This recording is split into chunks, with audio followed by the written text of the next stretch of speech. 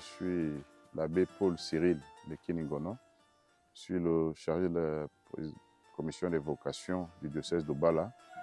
La commission a pour objectif d'accompagner l'évêque pour le discernement des vocations.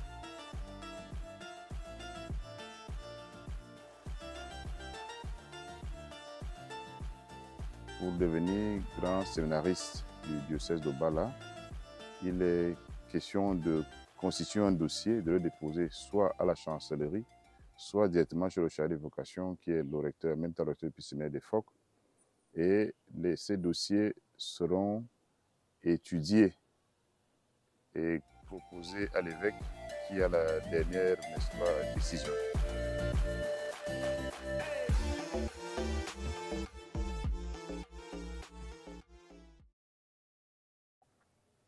Le dossier est composé premièrement d'une demande, n'est-ce pas, d'entrer dans le diocèse de Bala, adressée à l'évêque du diocèse.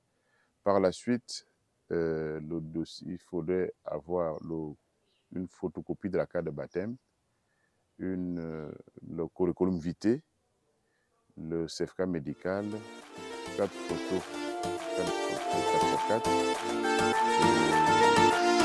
une lettre de recommandation, n'est-ce pas, de votre curé qui vous a suivi, qui vous connaît bien et qui peut vous recommander pour le grand séminaire. Voilà, n'est-ce pas, la constitution du dossier pour être grand séminariste dans le diocèse de Bala.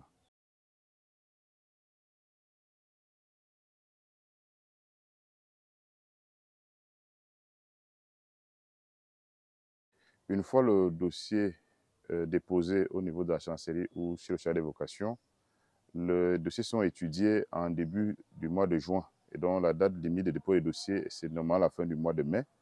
Et après étude des dossiers, les conclusions sont proposées à l'évêque. Et nous attendons donc la décision de l'évêque pour ceux qui seront retenus ou pas. Et comme dans les demandes, il y a généralement le numéro de téléphone de celui qui a déposé le dossier. Nous répondons donc à chacun individuellement de la réponse qui a été donnée pour chacun individuellement.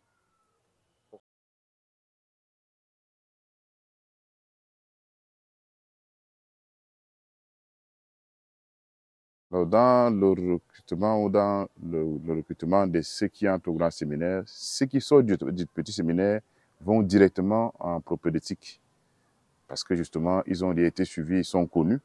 Ceux qui sortent des lycées et collèges vont d'abord faire le stage d'imprégnation et ceux qui sont en cours de cycle à l'université, on leur propose, on leur demande de finir d'abord le cycle et de revenir postuler.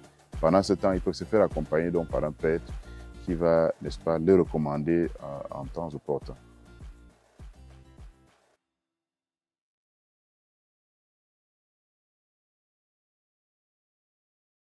Pour cette journée de vocation, nous souhaitons justement que ceux qui se sentent appelés par le Seigneur puissent justement se faire accompagner par des pères spirituels, par leur curé, des personnes qui soient indiquées pour les aider, n'est-ce pas, à mieux choisir et à faire la demande à le moment venu.